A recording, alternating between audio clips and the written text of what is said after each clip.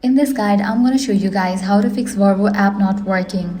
Let's get started. First, check your internet connection. Make sure you are connected to a stable Wi-Fi network or mobile data connection. You can also try switching between Wi-Fi and mobile data to see if that resolves the issue. Next, check for app update. Navigate to App Store or Play Store, search for the app.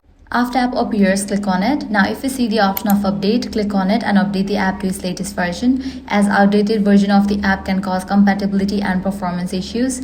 Next thing you want to do is launch the app, force close it and relaunch it. This will remove temporary glitches.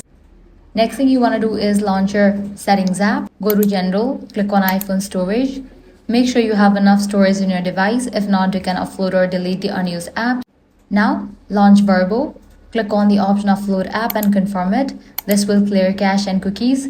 Then click on reinstall app.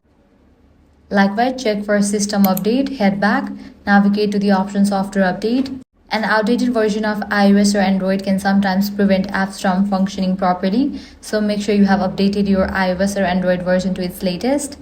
Lastly, you can completely delete VRBO app from your device and reinstall it. So that's it. If this guide helped you out, do not forget to like, share and subscribe.